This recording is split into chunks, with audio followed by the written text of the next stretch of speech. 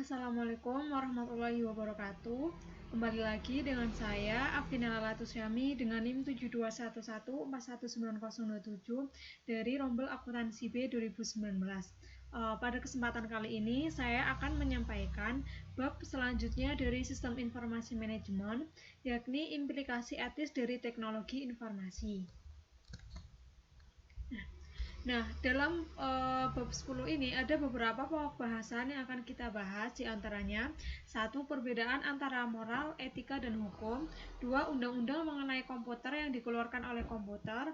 3. Cara perusahaan menerapkan budaya etika dengan cara menetapkan dahulu kredo perusahaan, kemudian menetapkan program-program etika dan menetapkan kode etik perusahaan.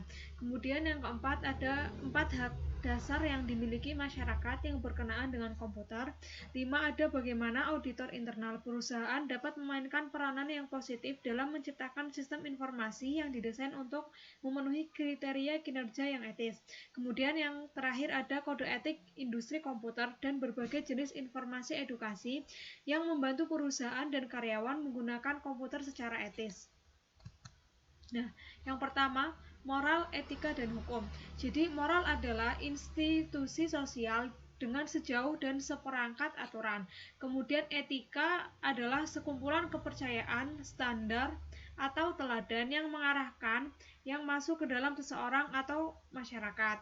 Kemudian hukum adalah peraturan perilaku formal yang ditetapkan oleh otoritas yang berwenang. Next, kemudian ada bagaimana budaya etika diterapkan. Yang pertama ada kredo perusahaan atau corporate credo. Pernyataan singkat mengenai nilai-nilai yang ingin dijunjung perusahaan. Tujuan kredo tersebut adalah untuk memberitahu individu dan organisasi.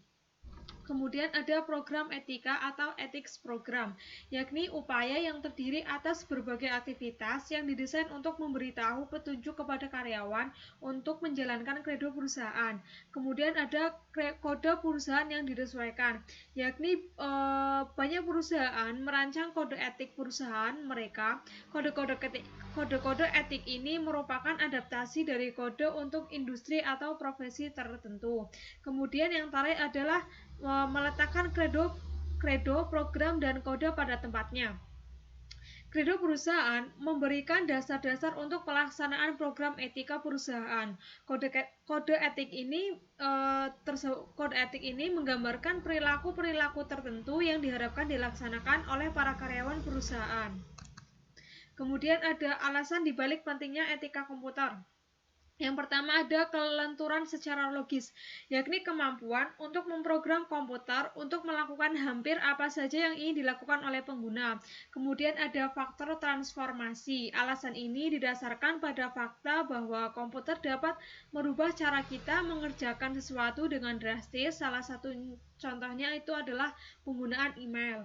Kemudian yang terakhir ada faktor ketidaktampakan.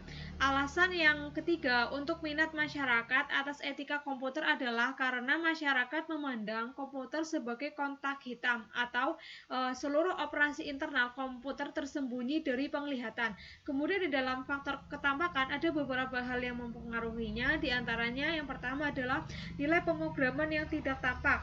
Nilai pemrograman yang tidak tampak adalah perintah rutin yang dikodekan programmer ke dalam program yang menghasilkan proses yang diinginkan pengguna. Kemudian ada yang kedua adalah perhitungan rumit yang tidak tampak.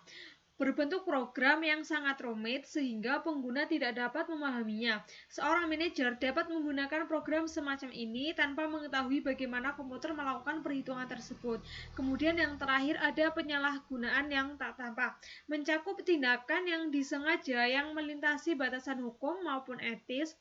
Semua tindakan kejahatan komputer berada pada batasan kategori ini. Misalnya tindakan tak etis seperti pelanggaran hak individu akan privasi dan memata-matai orang lain. Nah, kemudian selanjutnya ada hak sosial komputer. Hak sosial dan komputer diantaranya ada hak privasi, hak untuk mendapatkan keakuratan, hak kepemilikan, dan hak mendapatkan akses. Next, ada audit informasi. Audit informasi terdiri dari dua jenis audit. Yang pertama, auditor eksternal, yakni audit dari luar organisasi untuk memverifikasi keakuratan catatan-catatan akuntansi. Kemudian ada audit internal, melaksanakan analisis yang sama seperti auditor eksternal, namun memiliki tanggung jawab yang lebih luas. Kemudian next ada jenis aktivitas audit. Terdapat 4 jenis aktivitas audit, diantaranya yang pertama ada audit finansial, bertugas untuk memverifikasi catatan-catatan perusahaan dan merupakan jenis aktivitas yang dilaksanakan auditor eksternal. Kemudian yang kedua ada audit operasional, bertugas untuk memvalidasi efektivitas prosedur, meliputi kecakupan pengendalian, efisiensi, dan kepatuhan dengan kebijakan perusahaan. Kemudian yang ketiga ada audit berkelanjutan, sama seperti dengan audit operasional, namun audit berkelanjutan bertugas secara terus-menerus. Kemudian yang terakhir adalah desain sistem pengendalian internal. Dalam audit operasional dan beriringan, auditor internal mempelajari sistem yang sudah ada. Namun, auditor tidak harus menunggu hingga sistem diimplementasikan untuk mempengaruhi sistem tersebut. Auditor internal selayaknya berpartisipasi secara aktif dalam perancangan sistem karena 2 alasan. Kemudian, menerapkan etika dalam teknologi informasi. Yang pertama ada kode etik. Kode etik dan perilaku profesional ASN berisikan keharusan yang merupakan pernyataan tanggung jawab pribadi. Kode ini dibagi menjadi 4. Yang pertama adalah keharusan moral umum, 2 tanggung jawab profesional yang lebih spesifik, 3 keharusan kepemimpinan organisasi, dan yang terakhir adalah kemampuan terhadap kode. Next, selanjutnya ada pendidikan etika komputer.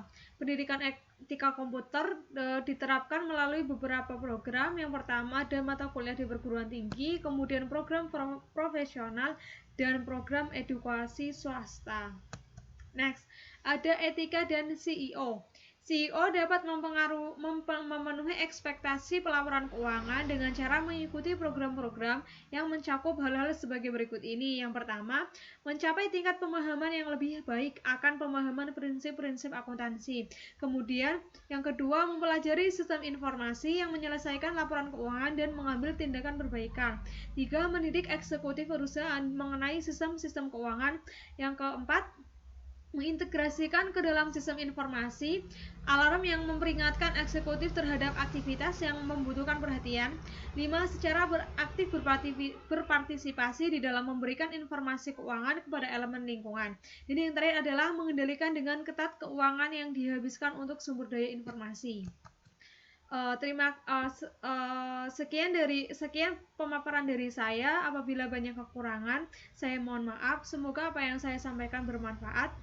Terima kasih atas perhatiannya. Wassalamualaikum warahmatullahi wabarakatuh.